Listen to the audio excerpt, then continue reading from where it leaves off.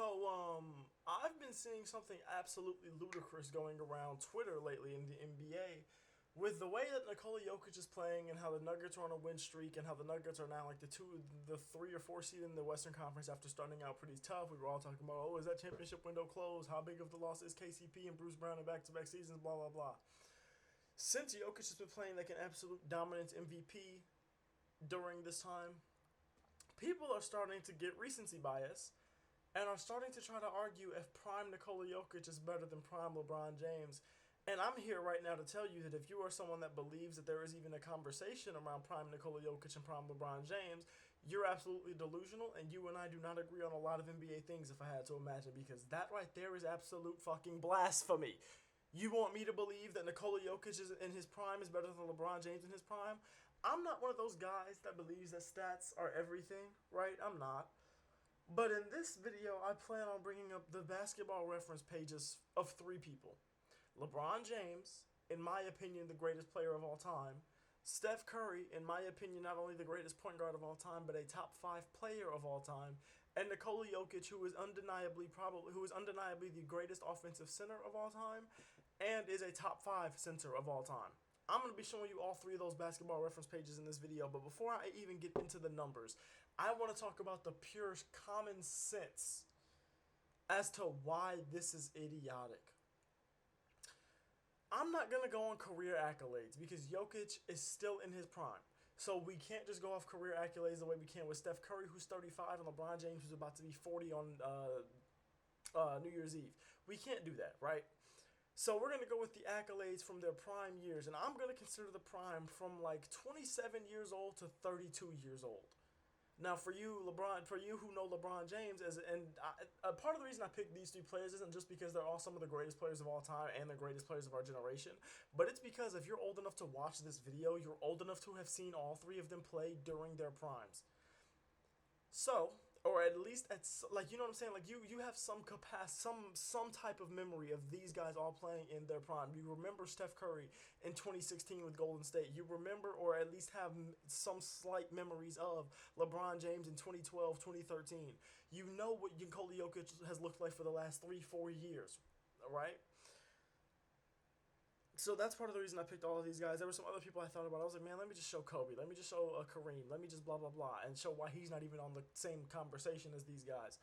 But I was like, you know what? No, we're just going to do these 3 because no one cares about Kareem. No one's caring about all those people from back then. Like, Kobe, y'all would have got, but not as much. You didn't see them play as recently. I mean, you didn't see him play as recently. So it's like, I picked these players for a reason, but I just want to start off with the pure common sense as to why I believe that this is the dumbest argument I've ever seen. LeBron James in his prime. Let's look at it. Let's look at it. Let's look at it. LeBron James in his prime. What did I say? I said 27 to 32. Not game log. I just want to see. Yeah, here we go. From 27 to 32. This is LeBron James' second season in Miami to right after the championship with Cleveland. Let's look at this. I'm already seeing he won 2 MVPs in this span. I'm already seeing that. Keep in mind, if we want to extend his prime to when he was 24, that's 4 MVPs in 5 years. You're talking about Nikola Jokic possibly winning his 4th MVP in 5 years right now. LeBron James did that and would have had more if it wasn't for voter fatigue. And I think we all can agree with that. Some people would argue it should have been 5 for 5 because some people will say Derrick Rose didn't really deserve it. I'm not one of those people, but some people will say LeBron James should have been the MVP that year too. Look at this man LeBron James's numbers. I don't know why that's not coming up, but just look at oh, there we go. Age 27 to why did it go back? I want 27 to 32. I want 27 to 32. I want 27 to 32. Okay, well, whatever. From 27 to 29, this man was averaging 37 minutes per game, shooting 10 for 18, which is 55% from the floor, 39% from 3, which right now is about league average. At that time, it might have been a little above league average, to be honest with you. This man was shooting almost 60% on anything inside the arc. This man, we know his free throws aren't great. He was averaging 6 rebounds and 8 assists, he was averaging 8 rebounds and 7 assists with 2 steals and a block. And 27 points. With no spacing on that first Miami team. None at all because they had Chris Bosh playing the 4. It wasn't until they moved him to the 5 that they really got the spacing they needed.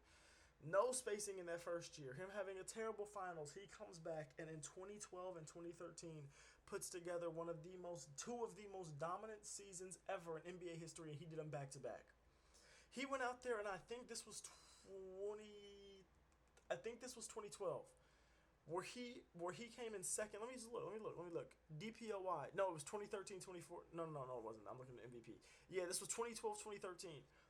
He comes in first place for the MVP, and he should have won the Defensive Player of the Year. He comes in second place this year, and he comes in second place to Marc Gasol, who wasn't even on All NBA Defensive First Team. He wasn't even on All Defense First Team, and he won the Defensive Player over the Year over LeBron Ramon James. LeBron James in this year, if they give him the Defensive Player of the Year, would have been one of the only players in NBA history to get the MVP, Defensive Player of the Year. This isn't All-Star Game MVP. This is just All-Star, right? I think that's just All-Star. But MVP, DPOY, and Finals MVP all in the same season. He would have done that, but they gave it to Marc freaking Gasol. Up here, DPOY 2 as well. Rookie of the Year 1. Don't even, like, bro, if you want to really say LeBron James' prime is pretty much from, like, 05, 06, 06, 07 till 2020, 2021, who's putting up anything like this in their prime? Whose prime was even that long? Who's even coming close to these things? Look at the amount of times this man was second for MVP, and you could argue that he could have won it any one of these years that he was second or third for MVP. Do you understand? This man has a stretch in here where he was a top 10 MVP candidate for 1, 2, 3, 4, 5, 6, 7, 8, 9, 10, 11, 12, 13, 14, 15. 15 straight years, including his rookie year, of being at least a top 10 MVP candidate. If we want to move it to top 5, it's 1, 2, 3, 4, 5, 6, 7, 8, 9, 10, 11, 12, 13 straight years of being a top 5 MVP candidate. That's stretching from his third year in the league all the way down till 2018 in Cleveland. And since we want to talk about 2018 in Cleveland, you want to talk about 2013, Braun? 2018 LeBron James was the best basketball player I've ever seen with my own two eyes. And I think we can all agree there. That man took a team where his co-star was a 97-year-old Kevin Love, J.R. Henney Smith, who sold the 50-point Bron game one of the finals that same year, Tristan Thompson. Like, bro, this was his team. These were his starters. These weren't guys coming off the bench. These were his starters. He took that team to the finals. And only team that could have beat him. Well, no, you could argue the Rockets would have beat him too if they would have made it, but do you understand that if Kevin Durant never goes to the Golden State Warriors, there's a possibility that LeBron James has 6 rings right now? Has 6 rings right now if Kevin Durant never goes to the Golden State Warriors. If you want to say LeBron would have beat them every single time after 2016, every single time they matched up after that, this man could have 6 freaking rings, bro. And even more probably because then things stay way better together in Cleveland. He probably doesn't ever leave. You know what I'm saying? Like, what? And then if you want to go talk about Steph Curry, let's look at this man's prime. What did I say? From 27 to 32? Let's look at Steph Curry's prime. We're starting off the first year that I defined as his prime isn't even his first MVP year. It is the unanimous MVP year where this hit 402 threes in a season. Hit 402 threes in a season. Let's go from there to 32. 32 stops the year before he wins his 4th championship. So if you really want to say for guys like LeBron and guys like Steph Curry that their prime was really every single year that they made an All-Star where they weren't injured, if you want to say that was their whole prime, which for LeBron is his whole career and for Steph is every year of his career but 4 because he's going to get it this year, bro, these guys have not only some of the longest primes ever, some of the most history, some of the most winning, some of the most accoladed primes in NBA history. MVP 1, including the first and still to this day the only unanimous MVP ever. 2020, 2021, he gets MVP 3. To this day, I want to argue that was him, that was his MVP over Jokic's. I don't care. Wins the scoring title this year when he averages 32 points. I think he won it this year too. This man was shooting 93% from the line, 91%, 92%, 92%. 100%. Now, it was only 5 games, but he didn't miss one in those 5 games.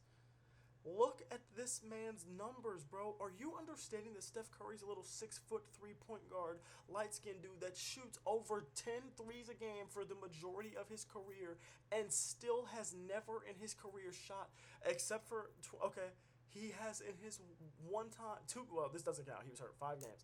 If we're not counting the 100% free throw, we're not counting that for 5 games. One time in his career has this man shot under 40% from three. In that year, that man was putting up 12 of them hoes while carrying his team to a championship, being the only real piece, coming in 8th place in the MVP, and then going on to beat stack team after stack team to win the finals. Jokic's prime is phenomenal, right? And he's still in it. He has years left in his prime. If you want to argue that his prime started here, this was before even he won a ring. No, it wasn't. It was 2023. So this is the year he wins a ring. Bro, his prime still has 3 more years left on it. For sure, he could do something. And with him, if you want to go his prime started when he got his first All-Star appearance. Okay, you can do that. These numbers are great. 3 MVPs and MVP2 doing great things. He's got a ring. He's got a Finals MVP. He's done some great things. He didn't lead the league in steals like Steph Curry did. He didn't win a unanimous MVP hitting 400 threes while shooting over 40% on them like Steph Curry did while his team was 73-9 like Steph Curry did. He didn't overcome a 3-1 deficit in the NBA Finals to that unanimous MVP in 73-19 like LeBron James did. He didn't damn near win an MVP, Finals MVP, and DPOY all in the same year, which LeBron should have. If you want to talk about pure offense, you could maybe have the conversation that between these guys, Jokic is in the top 2. You could maybe. I disagree, 100,000% I disagree, but you could argue it. If we're talking prime on both sides of the ball, including winning accolades, longevity, and everything, again, Nikola Jokic isn't over yet, but he's not on the level that these guys are on. He's just not. And he's a phenomenal player. He is the best player in the NBA right now, and I think he's proving that. Do not get me wrong. He's literally averaging a 30, 12, 14 triple-double. 30, 14, and 12 triple-double. So please don't get me wrong there. This man is phenomenal. He is one of the best players we've ever seen play basketball on the offensive end of the court. Easily the best offensive center I've ever seen in my life. Easily. But let's pump the brakes a little bit. Let's not let the recency bias kill us too much. Remember who the fuck LeBron James and Steph Curry are. Remember that this league is dying right now because those guys' teams aren't good enough for them to be prime time every single night, winning games, winning the finals every single year. That's why that's a big part of the reason why viewership in this league is down, because the two faces of the league get bounced out early because their teams just simply aren't good enough. But then when you go to the Olympics and you've got all of those best players in the world actually playing when the team is actually good, you've got those signature moments that Steph Curry, LeBron James, and Kevin Durant made in the Olympics, and you've got some of the best of all time viewership. Jokic is great. He's not LeBron James, and he's not Steph Curry. I love y'all. I appreciate y'all. I'm about to record another video, and then I'm about to go chill. All right? Have a good day.